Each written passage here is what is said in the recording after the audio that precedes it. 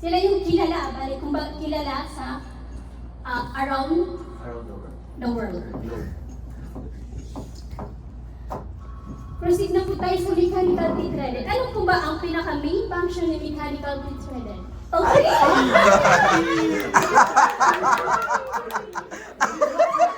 May pasabo.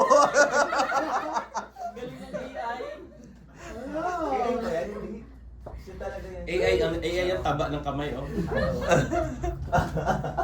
Ba't yung tatawa? Kaya pala.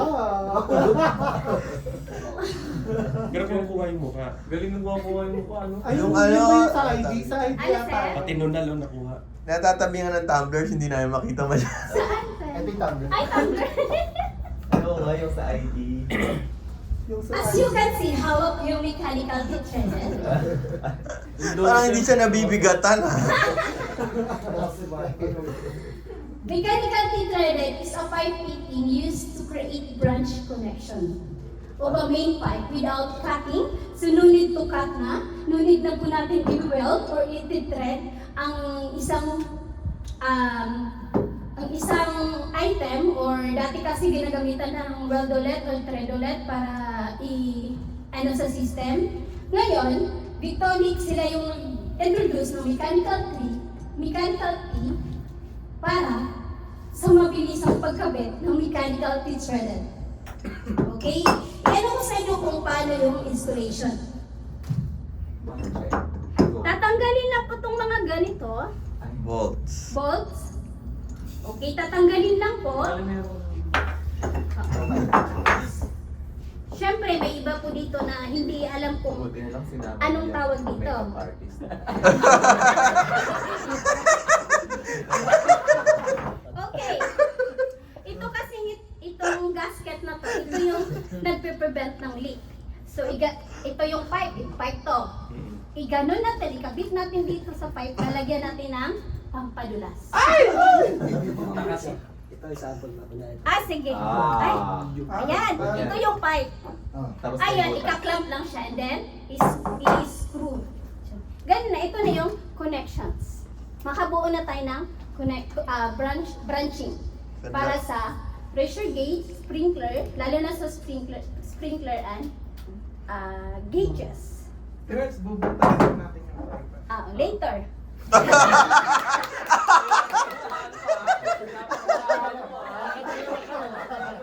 Sorry. Thank you, Sir EJ. Siyempre, kailangan din po natin butasin yung pipe. Ito pipe. Ay, Nagawin mo ng spotlight siya. Yan yung butas. kunwari ito, pipe to siya, pipe. Magbutas tayo na naaayon sa laki ng size na to, and then, ikaganin natin, ikakabit natin, tapos ikat lang. Dati kasi, ang ginagawa ng mga engineers, gumagamit sila ng welding, yung threadolet at saka weldolet para makabit. Ngayon, okay na. Kasi na lang. Mabilis ang pagkabit lang. Lilipat ko yung corona kahit no. Naago agad. Ay! Galing. Saan pa nang galing ang mechanical tetraeder? So, napag-isipan ko yun. Ay, nakakonect na siya. Saan pa nang galing ang mechanical tetraeder? Pasabog siya. The word mechanical here distinguish it from welded or cast branch or secondary pipe connections. The T is mechanically clamped. Yan, clamp lang siya, and to the main pipe rather than welded. Yan. Ang T naman, ang T kasi is a piping T fitting. Kung makikita nyo, letter T. Yan. Pati siya, di ba? The T is a simply refers to T-shape. Ayan, dyan po nagaling yung mechanical T, kaya tinawag siyang mechanical T. Kasi pa T-shape siya eh.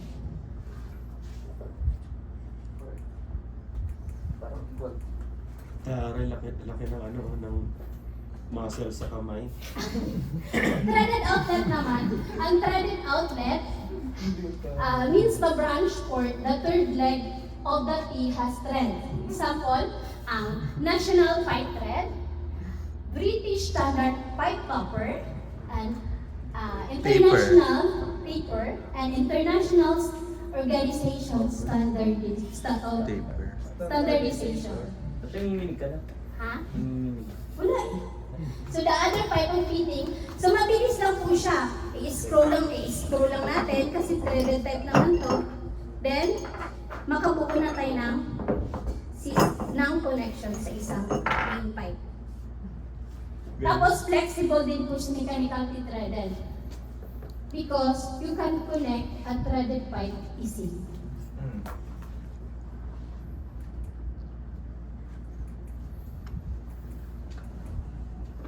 Yan. At threaded outlet, kung makikita nyo, ito yung thread niya. It provides a final thread for connecting a branch pipe or fittings. Siyempre yung gasket naman niya. Piniprevent ko yung leak. Sabihin yung walang leak to dito kasi yung gas para sa gasket niya. Para mahihigpitan yung pagpasok sa pipe. Siyempre, yung bolts naman, sinisecure niya yung T sa pipe. And also the saddle clamp, para siya yung around the main pipe. Siya yung parang body. Siya yung nag-hold dun sa main pipe. Ayan, may Anong video ka tawag na. dito? Matanong nga kay Sergio. Sergio? Pwedeng magtanong? Yes, King.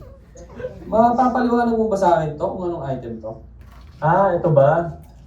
Ito ang tinatawag na mechanical T-threaded outlet. Or yung isang connection, meron din tayo tinatawag na mechanical groove outlet. Ano nga ba itong mechanical T-threaded outlet or mechanical groove outlet? Ito yung innovations ng paggamit ng threadolet at saka weldolet. Kung ang typical na ginagamit natin pagdating sa pipe connection para magkaroon tayo ng branch, ay nagbubutas tayo sa pipe at nagwe-welding pa tayo ng threadolet or weldolet.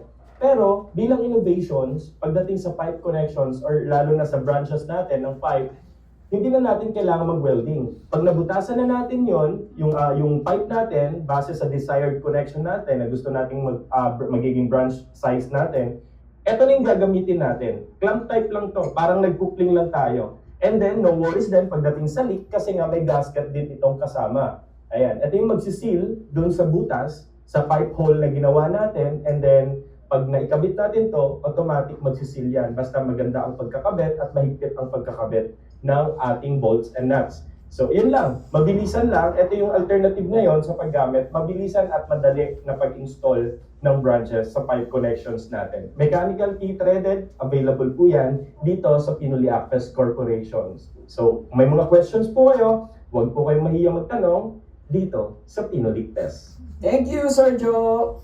Thank you! Okay, ngayon naman ipapakita ko sa inyo ang video how to install mechanical T-threaded.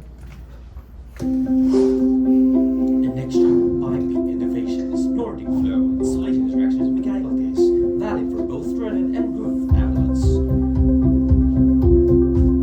When installing, Butas lang yung circuitry. use a measuring device to measure and to balance the proper point where you can put the hole on the pipe. Use the selected correct hole saw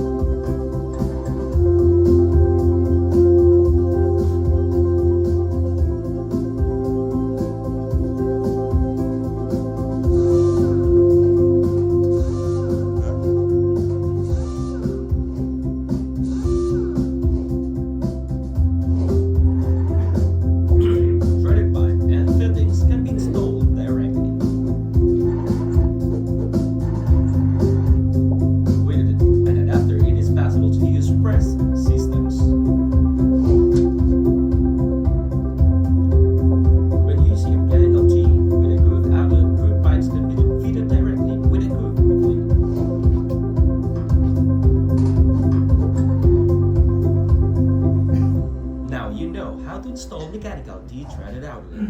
Thank you so much. Are you with me? Galing ni Nina. Ayun. Alam natin kung paano i-install yung mechanical T-threaded na mabilis ang install. I think, mabilis lang siya, 30 minutes, no? Compared sa... Matagal na yung 30 matagal na yun. Ganun, mabilis ang ano lang, pag-install. Mechanical T-threaded outlet common usage. Siyempre, ang gumagamit niyan is fire protection system. Sila yung gumagamit para i-connect yung sprinkler heads to the main supply pipe. And then, a common commercial buildings, warehouse, and industrial facilities. Sila yung gumagamit ng kadalasan sa mechanical T-threaded outlet. And also, industrial piping system. Ginagamit din sa chemical, pharmaceutical, and manufacturing plants. Allow for a quick addition of sensors, gauges, or sampling ports. And then support high pressure and corrosive fluid application with proper materials. And also, HVAC, heat ventilation, air conditioning system. Sila din po yung gumagamit ng MPTO or mechanical T-threaded to connect the branch lines for chilled water heating or cooling systems. Simplifies installation in tight overhead spaces. Like kung makikita nyo nasa taas ng ceiling natin. Reduce downtime during maintenance or upgrades. Mabilis lang po yung pag-maintenance, lalo na po kung retrofits. Ibig sabihin, may lumang pipe na siya naka-install na kailangan palitan, then threaded na yung connection. And also plumbing and water distribution. Gumagamit din sila ng MTTO to connect secondary water lines in large plumbing systems. Useful din sa municipal water supplies, works irrigation systems. And syempre, minimize distraction during installation or repair.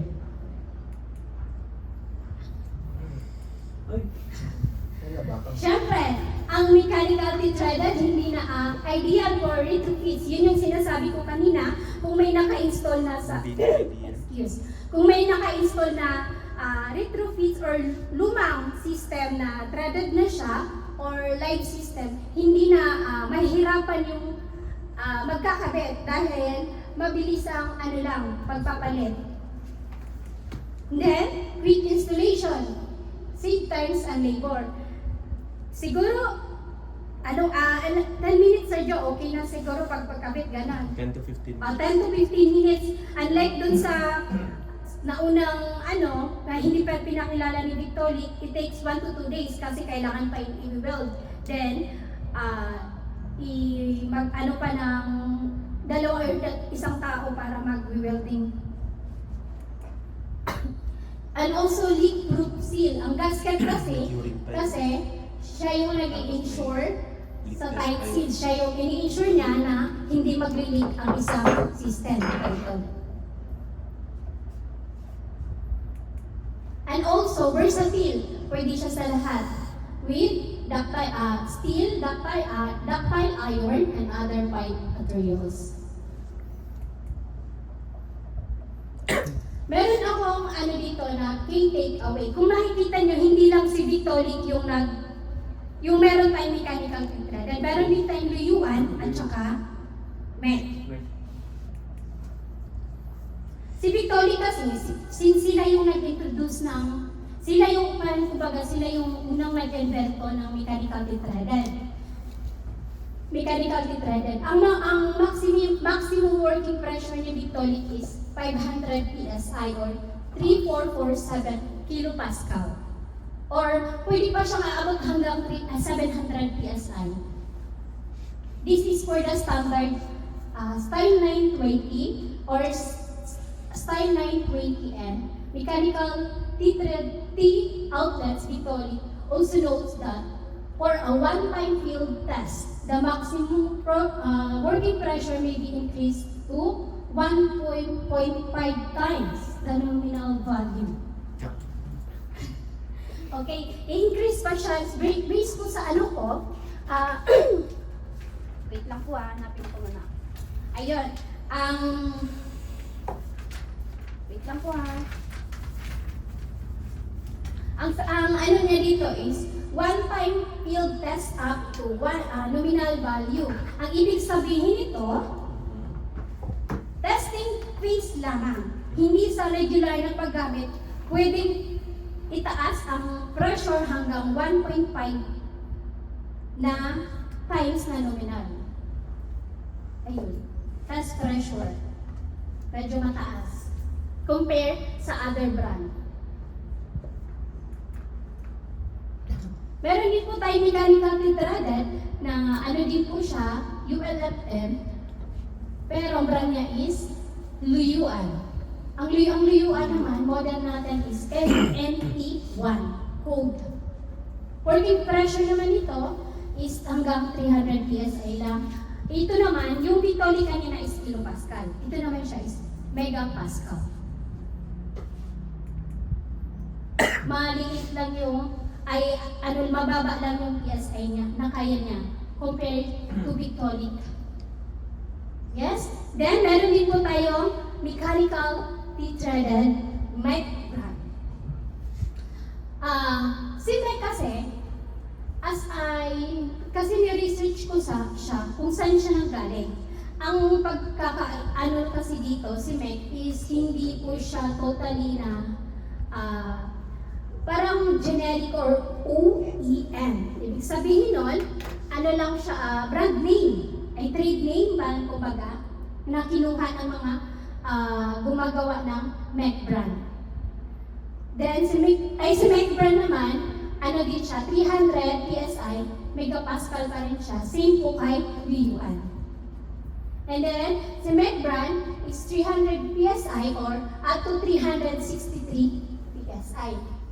Ibig sabihin ng OEM, wait lang. Original Equipment Manufacturers. Sure. Or export type manufacturers. Okay, that's all. Thank you. Mabilis lang pala. May question po ba kayo?